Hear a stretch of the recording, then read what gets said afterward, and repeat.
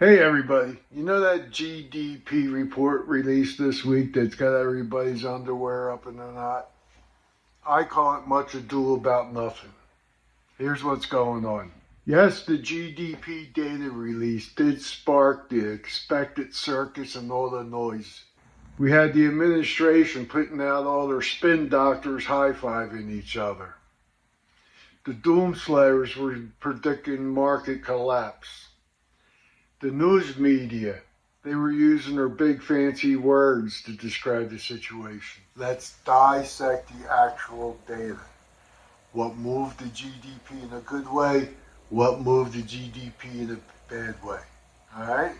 Let's start with consumer spending. That is a big contributor to GDP. Okay? We are still spending in the most recent quarter, but not like what we were spending in the last quarter. Okay?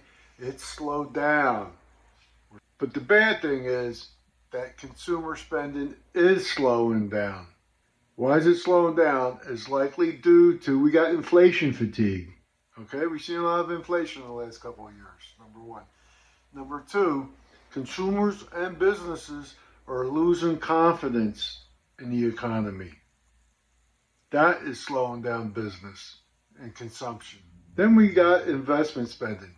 This is what businesses spend to keep their business running. They buy new machines, new equipment, or they expand their business or build a new building. All right? This is investment spending. That surged this quarter, more so than last quarter, to avoid future price increases. It's not going to last, okay? It's just spending being done in panic. Let's talk about exports now. What we ship overseas, sell to foreign customers. They are pretty much neutral this quarter. They're flat. However, for a growing economy, we need growing exports. So why are our exports not growing? Is it tariff retaliation? Are there other foreign competitors that ours now face? Are they having trouble entering new markets or breaking down other barriers to foreign markets? Regardless, we gotta get our exports up, okay? Now the elephant in the room that you may have heard about, imports. Imports surged this most recent quarter. Why?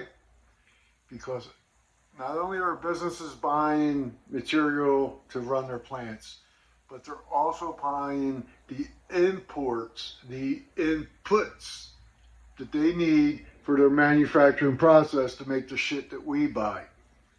Also, all the retail outfits in the country, Target and all the big mass merchandisers are stocking their warehouses now before the tariffs hit.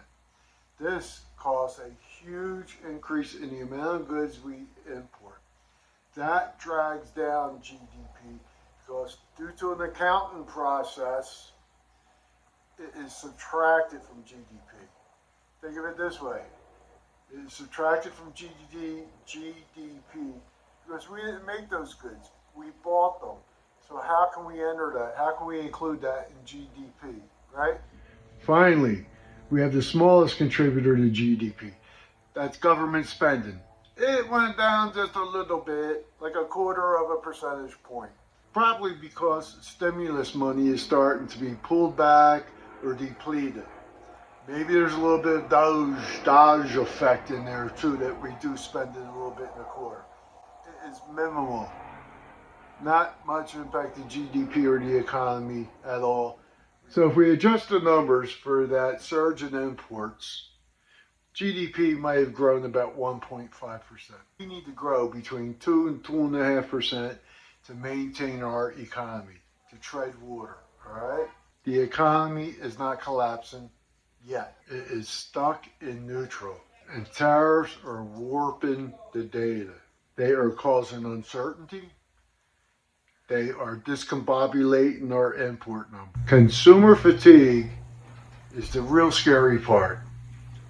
Consumer or consumption makes up 70% of the U.S. economy. If consumer spending continues its downward slide, the odds of a recession will increase. This report isn't the one to panic over, nor is it the one to celebrate, all right?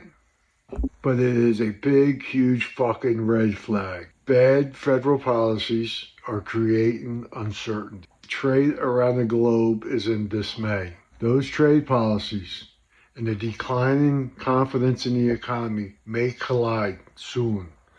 We will know that in July when the next GDP data release is available.